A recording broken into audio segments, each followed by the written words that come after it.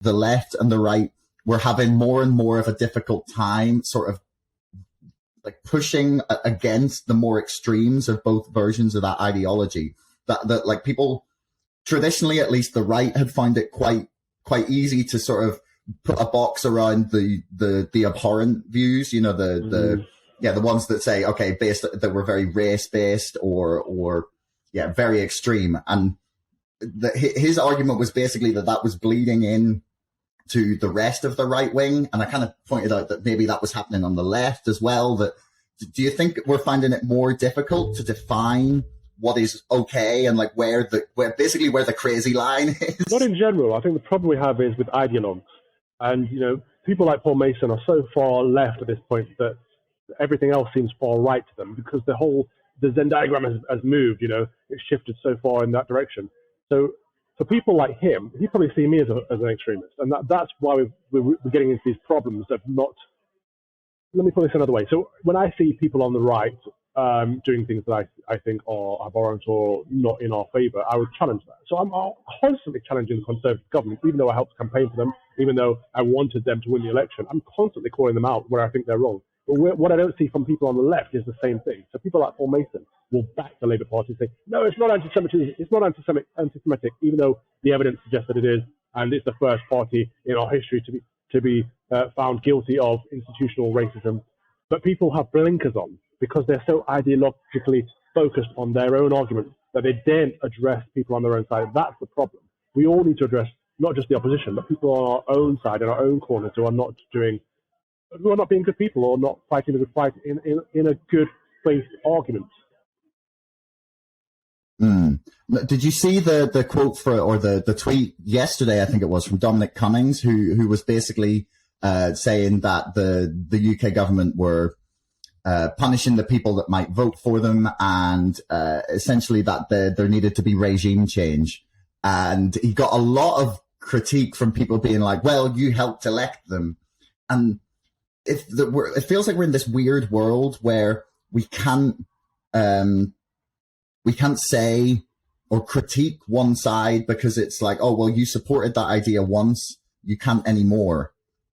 It's so tribal. So like I mentioned, I constantly criticize the Tory government because I want them to do well. I want them to be low tax. I want them to be small state. I want them to be pro-business, small to medium business as well as big business.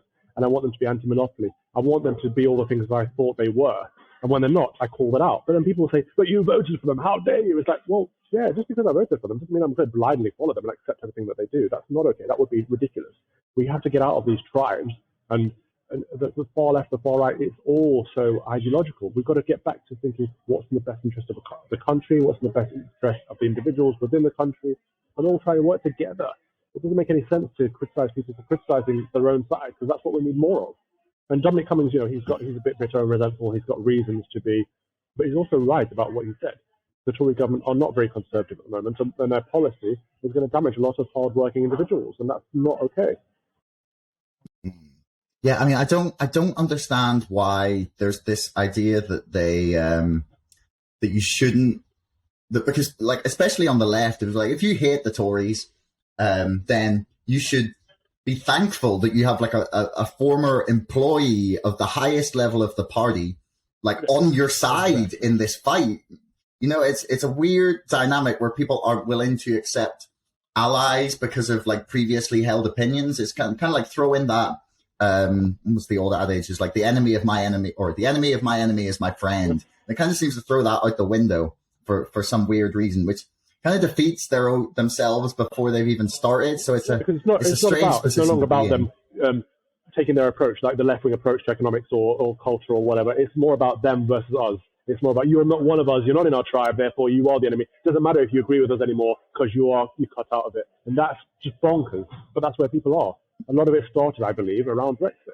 Everything became so tribal around Brexit. You're either a Brexiteer or you're a Remainer.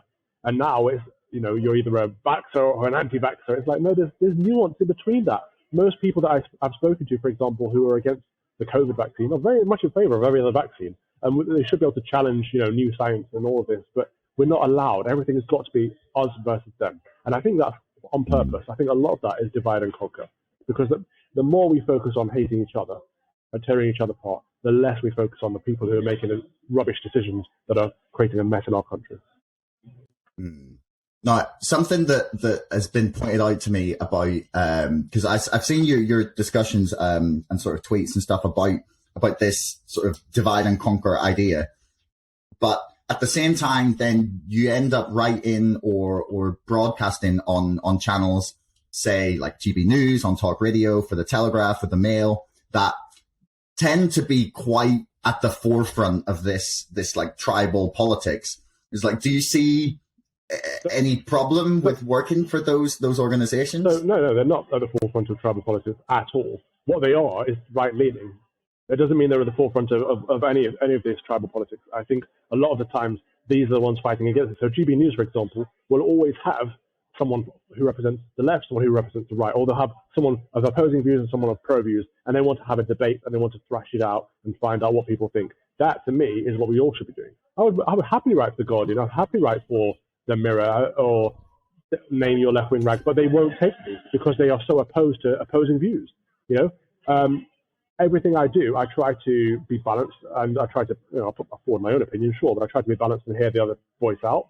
And the outlets that let me do that tend to be right-leaning, because that's what right-leaning people do. The left do not want to hear it. So I don't think I go out there and say, I want to write for the Telegraph, I want to write for the Daily Mail. They're the ones that call me and say, what do you think about this? Would you like to write about this? I've approached people on the left, I've approached The Guardian and papers like that, and they just don't want to hear it. Thanks for making it all the way to the end of the podcast. Don't forget our sponsor, ExpressVPN, and my book, Brexit, The Establishment Civil War, can both be found in the links in the description below. And also, please like, share, and subscribe to this podcast. It's the best way to help us grow. Until next time, thanks for listening.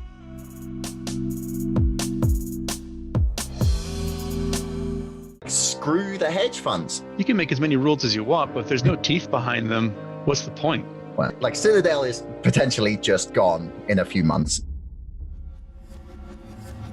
It feels like financial institutions, that they are all laughing at us by buying GME. Screw the hedge funds. Like, I will lose my entire investment if it brings them down.